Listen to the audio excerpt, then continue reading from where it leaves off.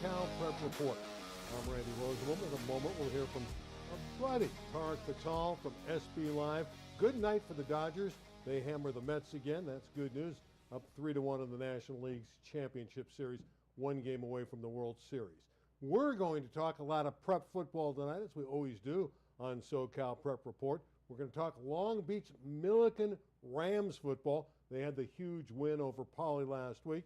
Their head football coach, Romeo Pelham, is with us, and his great running back, Anthony Lee. But Tarek, another great week of prep football. I'm still on the high from the Vanderbilt victory, man. I just got to be honest with you. You mean the one over Kentucky? Anchor down, baby. Anchor down. No, I'm a VU fan now. Yeah, hey, great, another great week of high school football. Got to see Brady Smigel last week of Newbury Park. He looked so good. And then on Friday, stayed home and watched a lot of games on NFHS. And, man, really, really good high school football. We got a couple weeks left, and we'll see who's going to win the league championship. Yeah, but you're a big Vanderbilt fan. He went to the Alabama game, in case you weren't with us last week. Came back, obviously, Vandy upset a good Alabama team, and this week they upset Kentucky. So we're on the Vandy bandwagon. Yeah, we are. All right, let's check out high school football. Let's start with modern day. The Monarchs, the #1 team in all of Southern California, and many people think they're the best team in America. A big win against Servite a week ago, 28-6. Really never in doubt here. Dash Byerly, their quarterback, was terrific. Yeah, 3 touchdowns and really, really efficient. This is a quarterback that's yet to throw an interception this year. So I kind of sound like a broken record, but that defense is so dominant. He gets so many opportunities to score because the defense is getting off the field, giving him the ball, and he just needs to be efficient. There's no pressure. If there so happens to be a first down, you got to punt it, or a 3 and out, no big deal. You know you're going to get the ball again. Modern day is going to be really, really hard to beat. Yeah, they're solid at both sides, certainly with the offense improving every week, and as Tarek alluded to, a tremendous defense. Next up, St. John Bosco. This was a really strange game against Santa Margarita. Scoreless into the fourth quarter, a block punt for a score, turned it around for the Braves. Yeah, St. John Bosco's had an interesting week, right?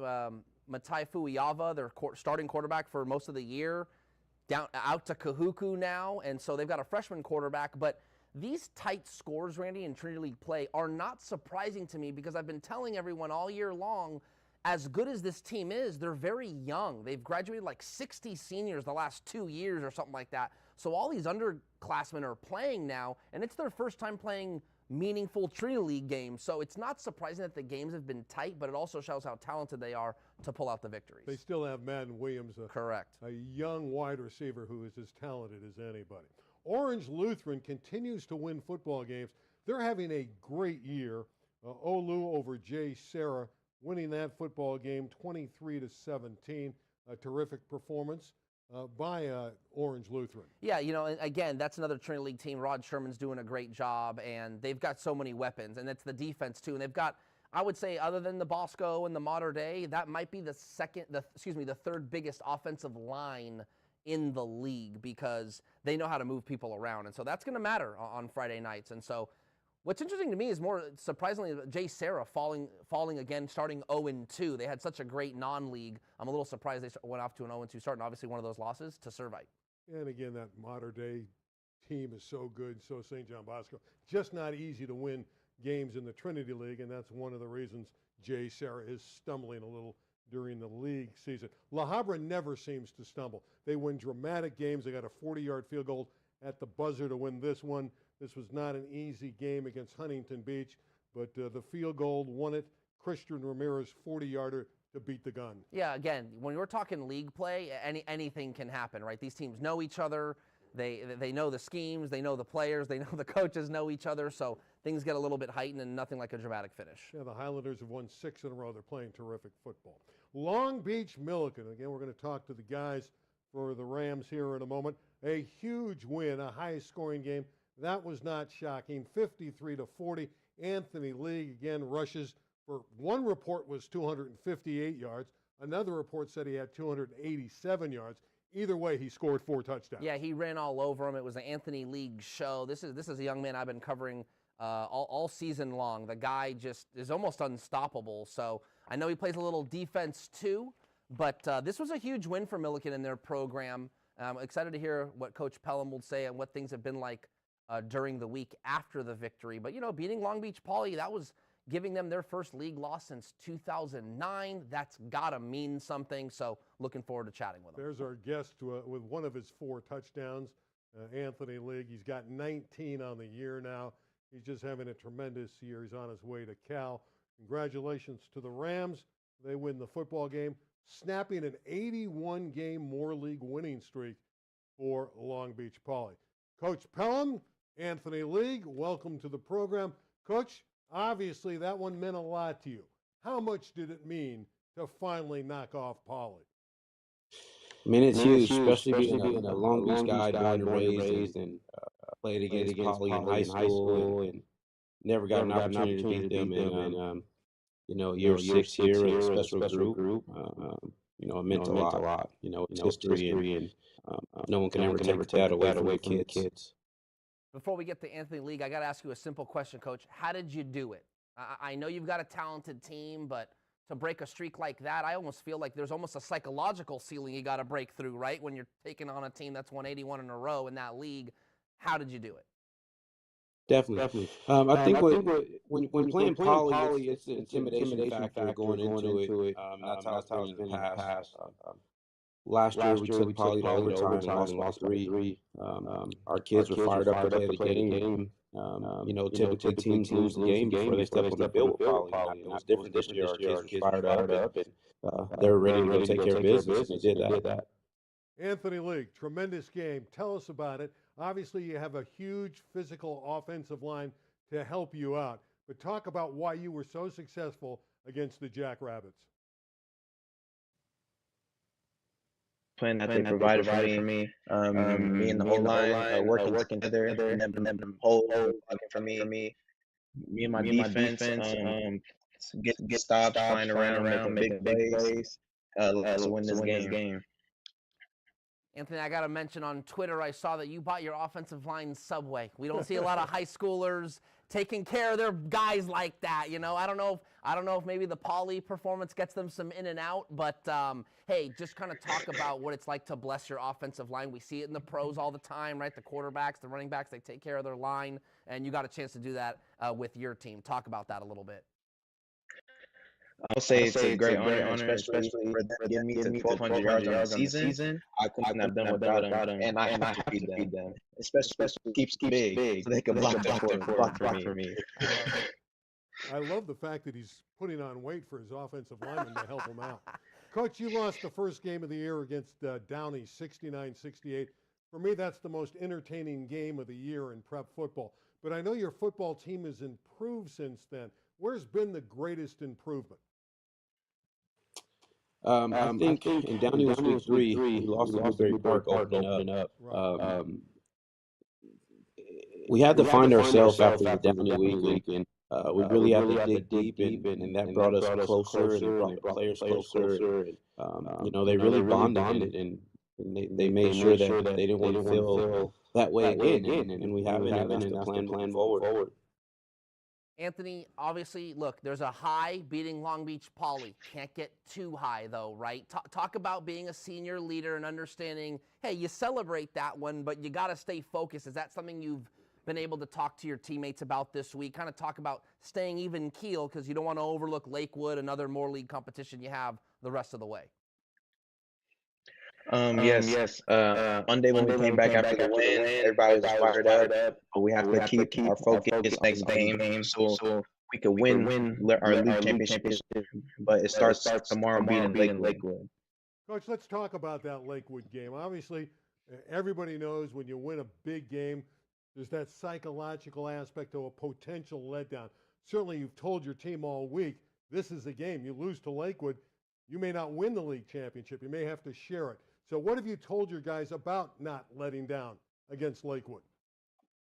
Yeah, well, we definitely just have to focus on us, and our practices are typically really tough, and we try to make it so our practices are harder than the games, and we got after this week in practice, and we made sure, and I made sure that we weren't going to settle in practice because there are no exceptions for this week, and we're going to approach it like any other week.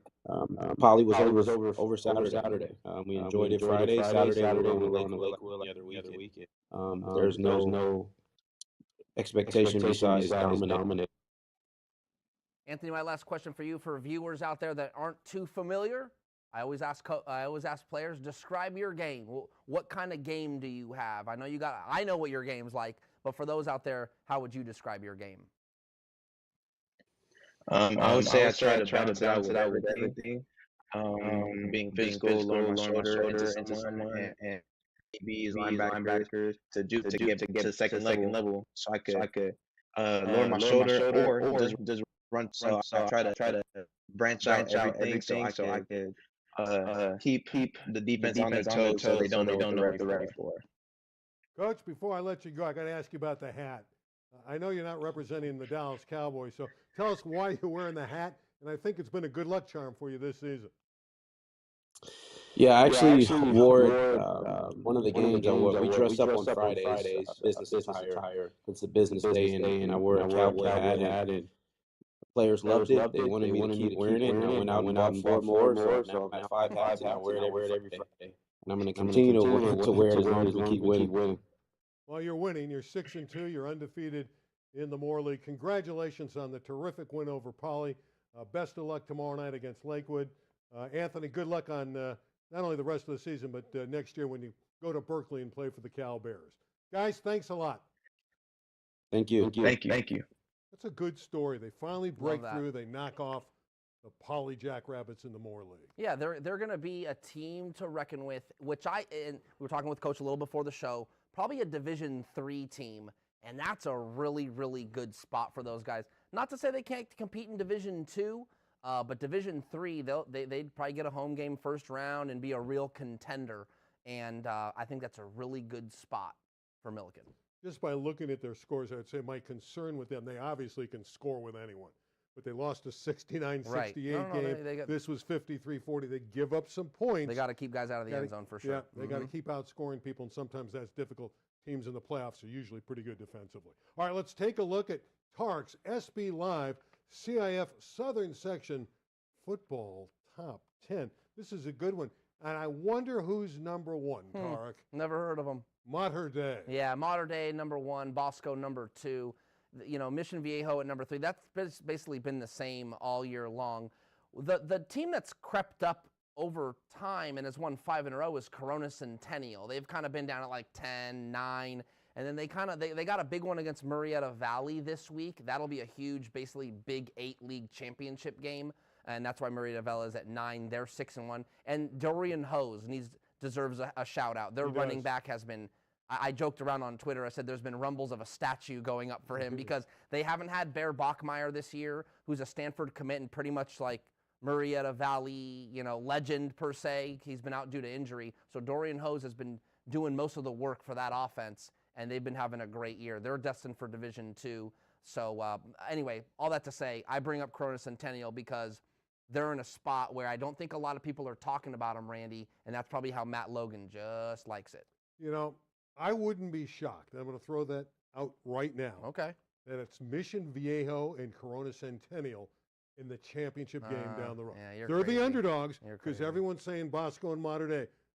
You're hearing it here first. No. Viejo, great chance against Bosco. Centennial in the rematch against Mater Dei with their quarterback. I'm telling you, it's a dangerous game. I like the rematch angle.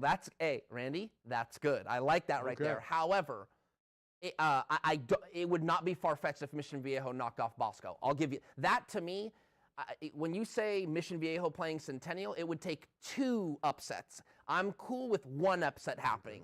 The 2 would be tough. But now that you say the rematch, you're right. In football, it's hard to beat a team again, and that team's a lot different than they were in week 0. So especially with their quarterback who did not play in the first game. Yeah, I'm not mad at that. That's a good That's little. why I thought. Wow, we might have to clip that baby. We might have to Just clip that baby. that. Okay. I'm the one that told you about Gardena, right? Yeah, you did. You did. Some LA City section football. Speaking of Gardena, funny that would be on the script right now. Yeah, that's good. They played Banning last week, and I tried to tell you. I thought Monty Gilbreth would pull it off. I told you Gardena is a pretty good football team. They're still unbeaten. Xavier Grant had the game-winning touchdown with just over a minute remaining. And hey, Gardena's unbeaten. Sorry, Monty Gilbreth did pull it off. I thought Raymond Grajeda would do it. And I talked to Coach Grajeda during the week. I said, Coach, what happened, man? I thought you guys could stop Xavier Grant. He goes, we did, but we just couldn't stop the pass game. That's what actually surprised me about the Gardena game a little bit. 2 of their 3 touchdowns were via pass. Not to say they can't pass, but they're a running team. So if they're, and don't get me wrong, Xavier Grant scored the game-winning touchdown, but to me, I think to myself, that's a team that can kind of do both. That makes them very dangerous. So now you're on the Gardena bandwagon. I don't know if I'm on the bandwagon, but now I'm seeing that they can do either one in pivotal games. That's important. Dorsey, how about the Dons? They're ranked high. They win the rivalry game, 27-3. Deuce Johnson. This guy, he's not only the son of the coach. Stephon Kickoff Johnson. return, right? That's his 3rd this season for a touchdown. And he's returned 5 punts for touchdowns. That's Stephon Johnson, former USC standout, also from Dorsey, now coach, and that's his freshman son scoring touchdowns for Dorsey. So, good story there. Palisades, which I know is one of your favorite teams. Yeah, they're my sleeper. In the Western League, got by Westchester. This is principally for the league title. Jack Thomas, the quarterback, I know you're very high on, had a huge game. Yeah, that's a transfer from Loyola, if I'm not mistaken, and he's just made an immediate impact. And that's a Palisades team that's on the rise. They got a coach that's new. He's in his 2nd year, and they're clearly doing the right things. They're going to win the Western League. They beat Westchester, so that's pretty much said and done now. So the Dolphins are going to probably get, I wouldn't be surprised if they got a top 4 seed in the Open. Are you kidding? Yeah, I wouldn't be, just because they're elite. I'm not sure they're going to get in the Open. Oh, no, they're going to get in. They're going to get We'll see. I think they should be in the No, Open. they're going to get in. Okay. It would be a travesty. Trust me. Watch those. Yeah, they're going to get it. Okay. Yeah, don't worry about it. I'm not going to fight over it. No. I think they I know, deserve because to you're a get Max Preps guy. So Well, Max Preps, that's their rankings. Let's take a look at some of these rankings right now. Let's go to great performances. I mean, the rankings are good, but let's go to the great performances. Zach had a huge game for Hart, the quarterback. Yep. 7 touchdowns, Yep. 6 passing in the win. A.J. McBean, the running back from Miracosta, 340 yards, 4 touchdowns. Jackson Roberts of Buena. We don't talk a lot about the Bulldogs out there, but No. 318 yards, 5 touchdowns in the win over Simi. Royal of Simi. Correct. Whew. Simi. We don't want to. Jim Banker might have had a Yeah, problem yeah, with that. We don't want Jim to get mad. Jefferson, quarterback of Cathedral, 341 yards, 4 touchdowns. Okay. How about Cade Casillas, who Yeah, there's some Long names Beach on here that Millikan is going to have to play Wow, tomorrow. you really dug deep on your research I here. did. And how about El Camino Real gives up 3 interceptions to Jimmy Renteria of Birmingham. I think I looked on the box score. You had an interception in that game. Everybody did. Yeah, that's top performances. Look, what I'll say about this, kind of a blanket statement, but look, when you're putting up good performances late in the year, that means that you're probably winning league games, and that's what's important. Everyone's vying for position. Everyone's vying for an automatic qualifier to go to the playoffs. Big performances are colossal at this point of the year. Here's our Max Preps top 10. You've been waiting for this in the city section. Boo. Now, they've updated with the forfeits, and I want you to address the forfeits. 'Cause Sure. I could go all day on Coach this. Christensen of Carson. Narbonne's obviously not played 10 games, but they incorporated the forfeits in already. Yeah. That's why Guardiana's got a loss, although they haven't lost a game. So there's our top 10. Birmingham moving up. Yeah. They've won their last 2 after starting 0-4. They're still one of the favorites to win the whole thing. Pally at number 9. Yeah. All right, so go at it. What about all this forfeit stuff? Yeah, so I mean, I've got a column brewing. It'll come out on Sunday. Scorebooklive.com. Be sure to check it out. But I've talked to every Marine League coach about what's going on with this boycott. And look, they understand that what they're doing is ugly. I'm not a huge fan of it personally. My opinion is that look, there's so many ripple effects to a decision like this because cheerleaders, band, concessions, gate money. I mean, the list goes on. Community. What if one of these kids that now doesn't have a football game on Friday night, what if something, God forbid, happens to them on a Friday night now that they're not playing football? They've got all this time on their hands. You could go down the rabbit hole, and I think at the end of the day, these football coaches, though I understand what they're what they're trying to achieve, they believe, and this is on the record, they believe that Narbonne is paying and housing players to play football for that program. That's what they believe. And the city section has yet to get any proof. So the city section is saying, hey, give us some proof and we'll do something about it. Yet the coaches are calling for action. It's kind of a stalemate right now. And what you're doing, you're taking kids away from games, even your own kids. So Narbonne arguably might not play a football game until the second week of November. Their last game was, I believe, September 27th. They're going to go like 5-6 weeks without a game played. That's tough, man. That's a lot of games taken away from those seniors. So a lot of drama going on in the city section right now, Randy. Yeah, but Narbonne's number one, and that's why they have them up there at 8-2 with all those forfeits incorporated. You have one more point. Sorry, one more kicker. Here's the kicker. There is no language in the city section gold book that require that the section can give consequence for teams that sit out of league games. However, there is language if you refuse to play a playoff game. It's a 1-year postseason ban. I've asked every Marine League coach, guys, you're gonna one of you guys is gonna have to play Narbonne. Maybe two of you guys are gonna have to play Narbonne in the playoffs. What then? Of course, they said they're gonna play the game. So because they don't want a 1-year ban. So it's really an odd stance that they're taking. Glad you cleared it up. A lot of good stuff there in the Marine League, although it's negative stuff. Good story. All right, games. There's a lot of key games this week. One of them we mentioned earlier. Maybe we'll get Tarek's take on it again. Murrieta Valley at Corona Centennial. Who's your choice? Yeah, I think I got to just go Centennial. They've won 19 games in a row in the league, and they're 69-1 in their last 70. So this is a team that's really dominated the league. Murrieta Valley is good. I just don't think they have the horses. I love Matt Logan as a coach at Corona Centennial. He brings his team along. They get better and better as the season goes on. Longstreet's getting healthy, the quarterback. He's as good as any QB in the section. I agree. They're going to win that game. Valencia and Hart in the Foothill League. This is an interesting game. Valencia has been very strong over the years. Yes. Hart appears to be the best team this year. Game at College of the Canyons should get a nice crowd. Hart's the favorite, but dangerous. Yeah, no question. Should I see the Vikings beating Hart this? Yes, but I think with the confidence that a team has at this point of the year, I do want to give the edge to Hart. I think they get the victory. Next one, Miracosta and Inglewood. Now, Inglewood's having a breakthrough year. Yes, They're they are. unbeaten. Miracosta, a very solid team at 5-2.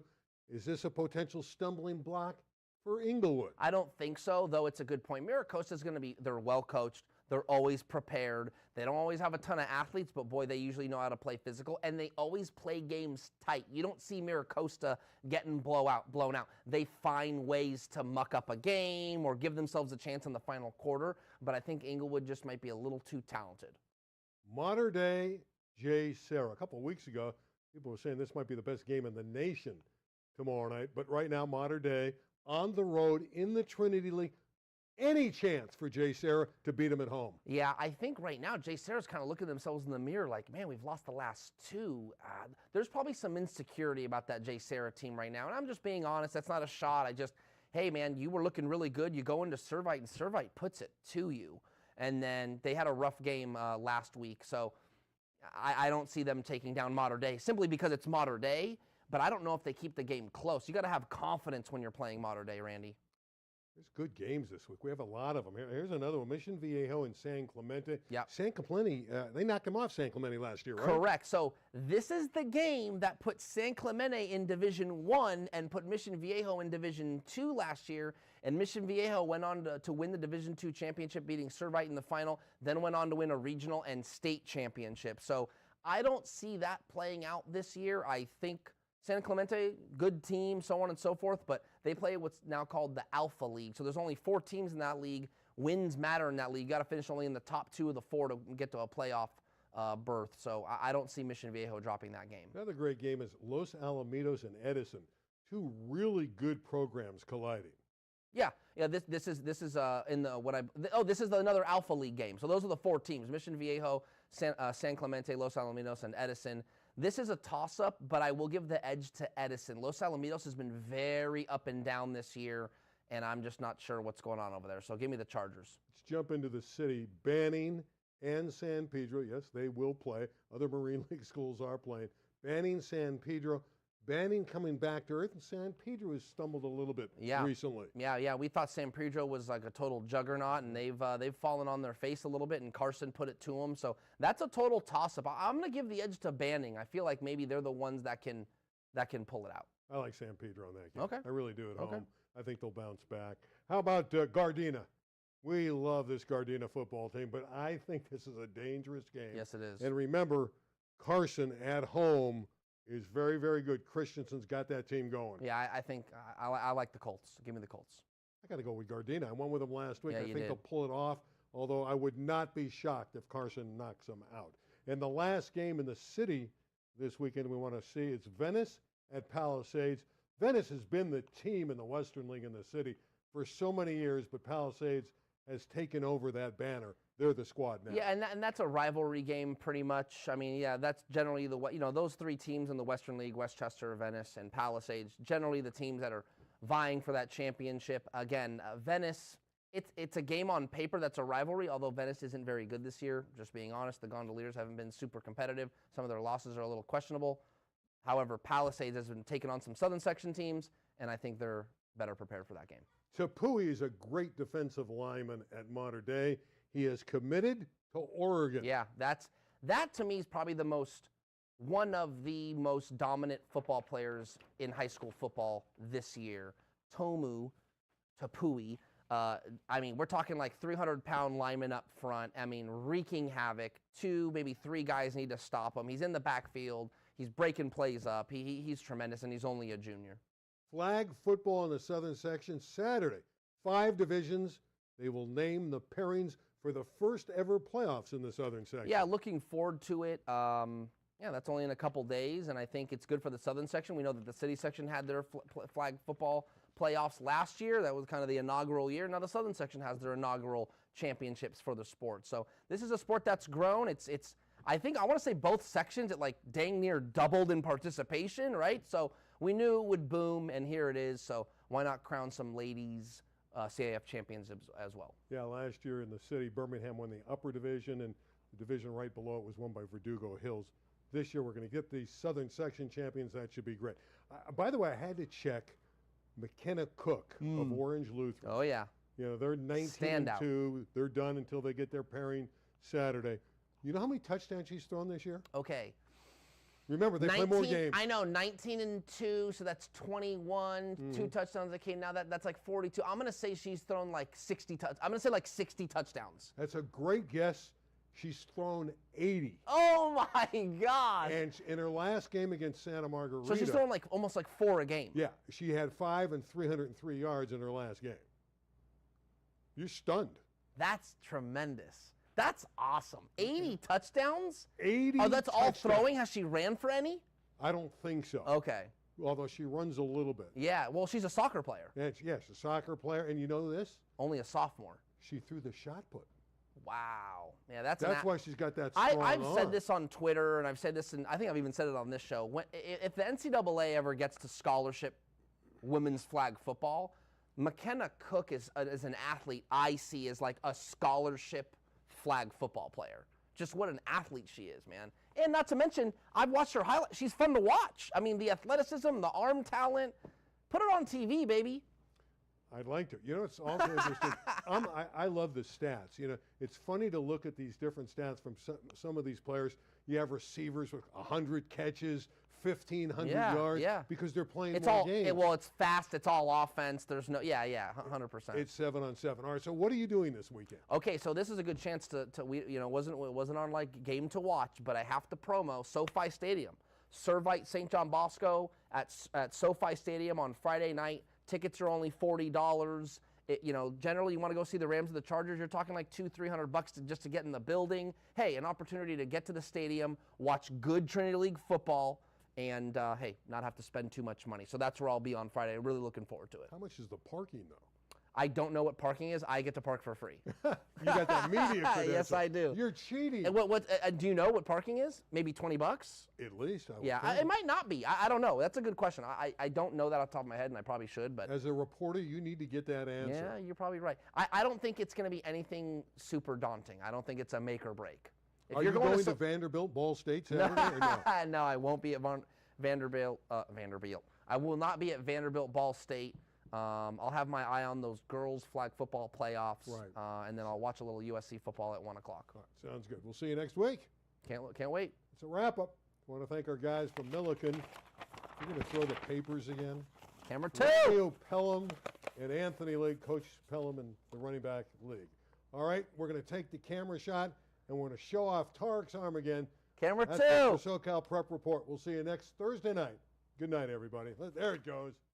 What an honor. Mad toss.